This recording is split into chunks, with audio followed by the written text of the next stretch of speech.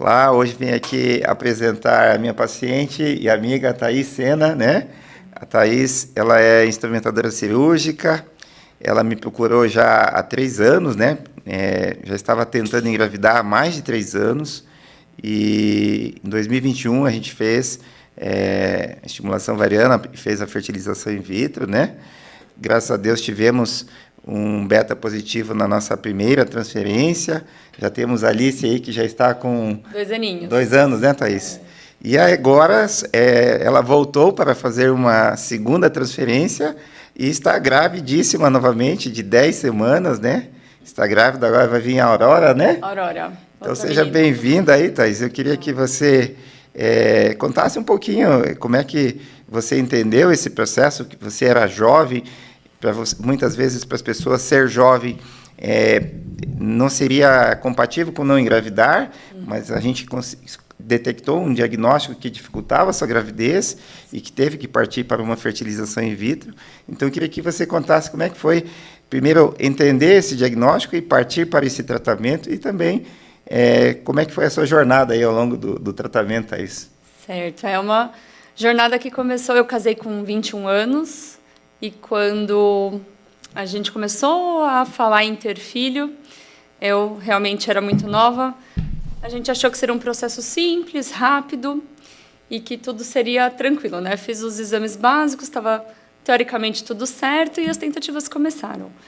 E se passaram 3 anos e nada. Aí fui encaminhada para o Dr. Danilo, né? A minha médica falou, procura um especialista em fertilidade, porque não está normal. E aí a gente, procurando mais a fundo o que poderia ser, decidimos partir para a FIV, porque eu estava emocionalmente exausta. E aí eu falei, prefiro ir direto para a FIV, e que a gente tinha, né, outras opções, mas eu estava realmente emocionalmente cansada, eu preferi ir direto para a FIV, e graças a Deus. O nosso primeiro estímulo, eu não tive embriões, a gente tinha acho que 17 folículos, fecundou, mas infelizmente nenhum embrião evoluiu. E aí fizemos um segundo estímulo, e aí eu tive 8 embriões. Aí eu coloquei a Alice, graças a Deus também na primeira transferência deu certo, e deixamos os outros 7 lá congeladinhos. E aí eu vim buscar agora a Aurora, que está aqui comigo, mas foi um processo, depois que eu entendi que a FIV era a minha luz no fim do túnel, ficou muito mais tranquilo, fiquei muito mais segura em entender todo o processo, entender o que eu precisaria fazer, qual que era o meu objetivo ali até chegar no meu sonho realizado, que era a minha bebê no colo. Então, foi uma longa jornada. Eu escutei muito, né, de muitas pessoas, por conta da minha idade, que a FIV não era uma primeira opção, mas foi ela que eu consegui realizar o meu maior sonho. Então, independente da idade, se for o caminho, tem que fazer, porque foi assim que eu realizei o meu maior sonho, que era ser mãe quando a Alice nasceu, eu tinha 29.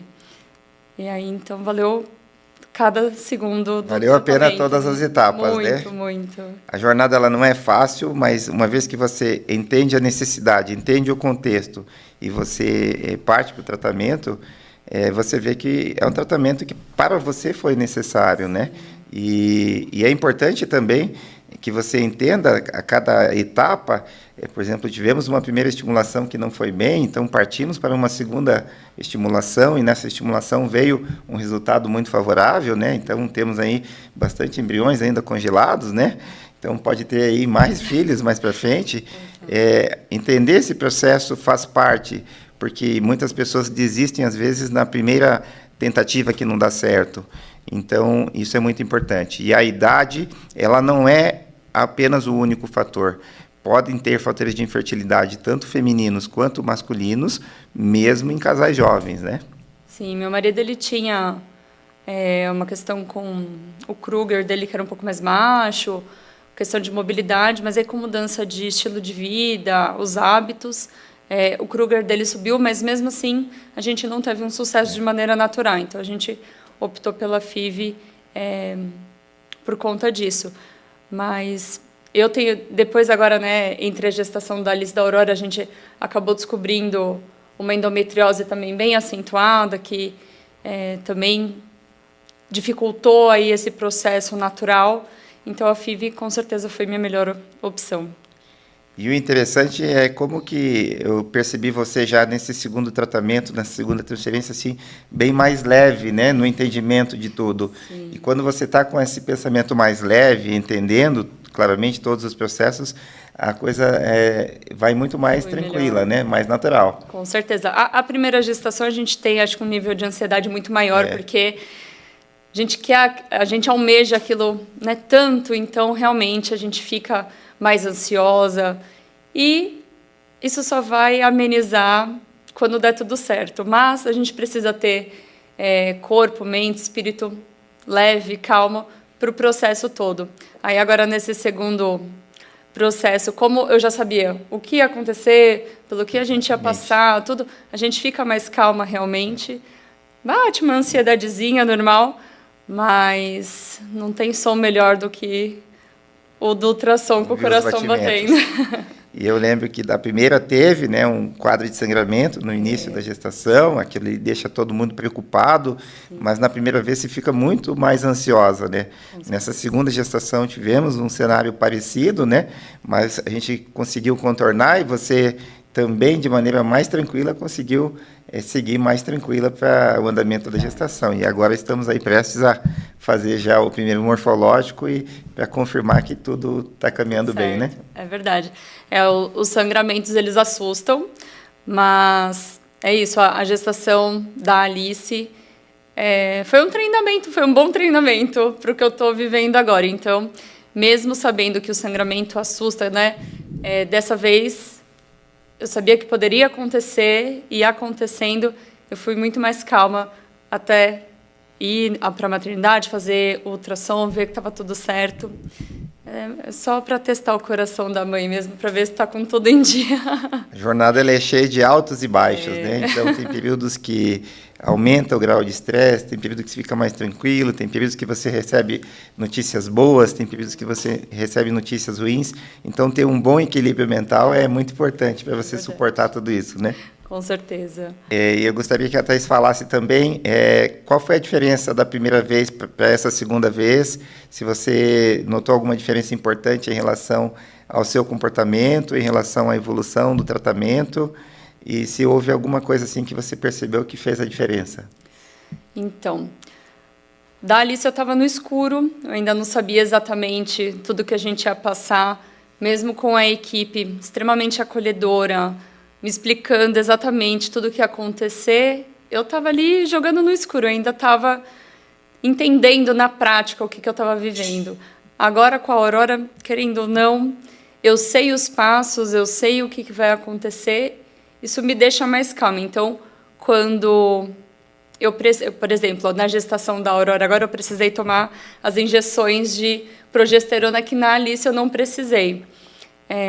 Querendo ou não, foi uma diferença de uma gestação para outra, mas que eu entendi que seria muito melhor, tanto para mim quanto para a bebê. Então, são injeções mais doloridinhas, dia sim, dia não, mas que são fundamentais. Então, tem diferença, mas eu acho que tendo passado já por uma, que graças a Deus deu tudo certo, fui mega orientada, acompanhada, né, assistida do começo ao fim, mesmo essa segunda tendo algumas mudanças, eu continuei segura com o processo. Mesmo, doutor, pelo amor de Deus, né, às vezes dou uma chamada, vem, acalma, vem, me explica, tá tudo certo, e a gente segue.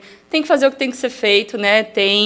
A FIV, ela exige da gente uma disciplina com as medicações, com o estilo de vida. A gente não pode, né, fazer...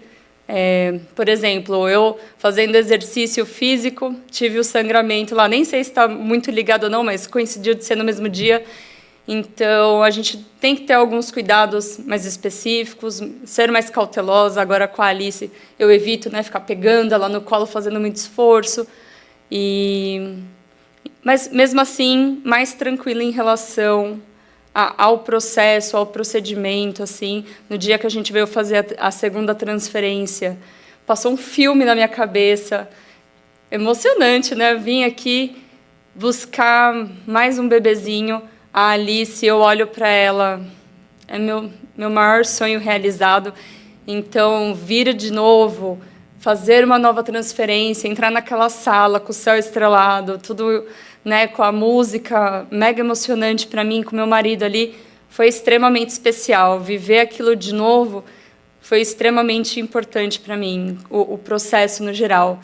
E cada gestação é única, então, emoções que eu senti com a Alice, eu estou revivendo agora um pouquinho nessa segunda gestação, mas duplamente especial agora. Levar minha bebê para ver a irmãzinha lá no ultrassom é cada coisa, cada momento muito especial.